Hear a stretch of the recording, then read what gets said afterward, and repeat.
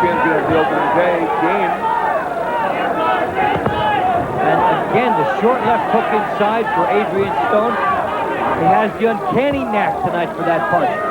Certain nights, certain punches just lend themselves to fighters, and he found that one early in this bout and continually got back to it.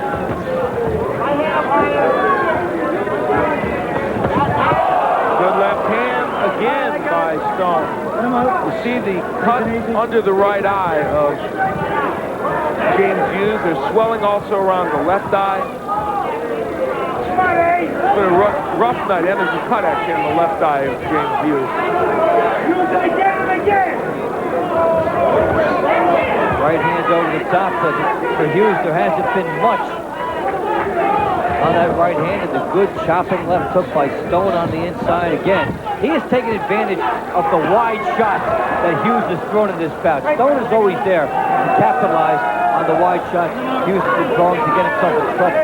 Well, if a picture can ever tell the story, that one you saw a moment ago really did tell the story. You saw the battered face of James Hughes, and what a tough night this has been for him. And so far in his inaugural trip into the 9th round, Adrian Stone's done well, but he got hurt by James Hughes. Well, let's see in round 10.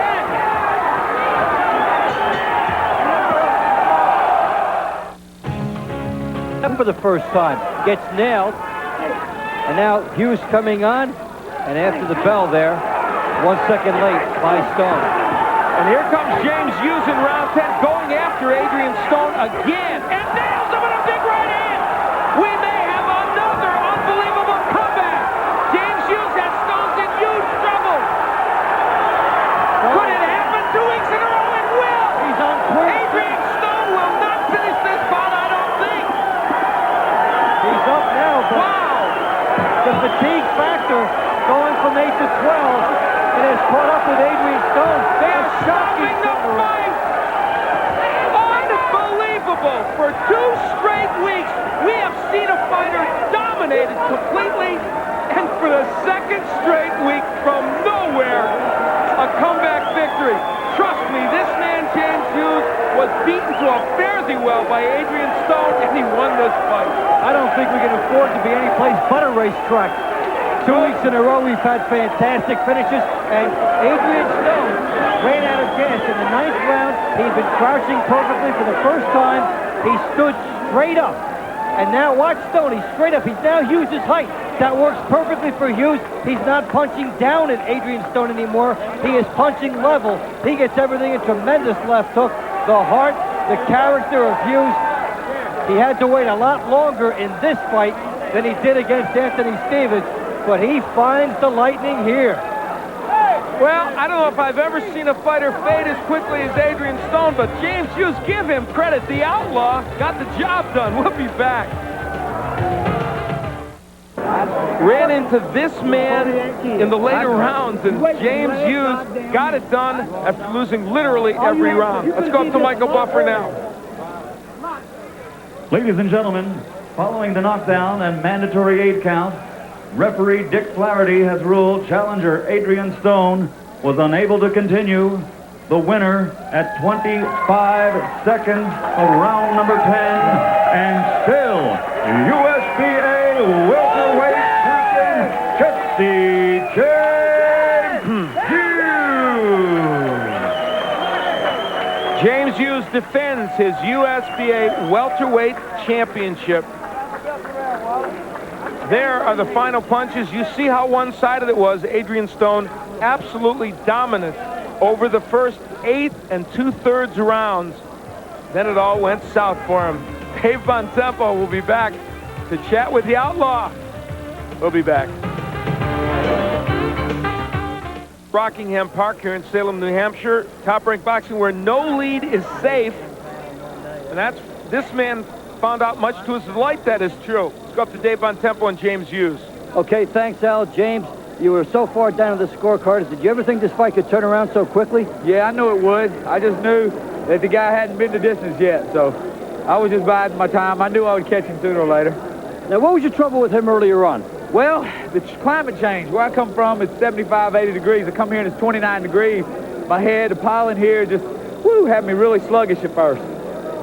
You couldn't really step into your shots early. When do you think you found yourself here? Well, when I found myself, he threw a bunch of punches, and he really didn't have a lot of power. He's a strong kid. I knew it was going to be a war. I let him throw punches, and I was just waiting until I could step in good. After he wore down a little bit, I could step in and plant my punches, and that's when I started planting them, and I caught him. You were punching over the top early, and then he stood up. Did you think from that he was tired? Exactly. As soon as he stood up, I knew I would catch him with a bomb. Bam, I caught him. You turned it around, and I guess you believe in miracles, huh? Well, everybody likes an exciting fight. That's what I am. I'm an exciting fighter. That's why people like to watch me fight. Marketability. Well, they can never count you out of a fight. Here it is, only a couple rounds left. It looks like it's the fight of his life, but you took it away from him in a heartbeat. Most definitely. It's experience.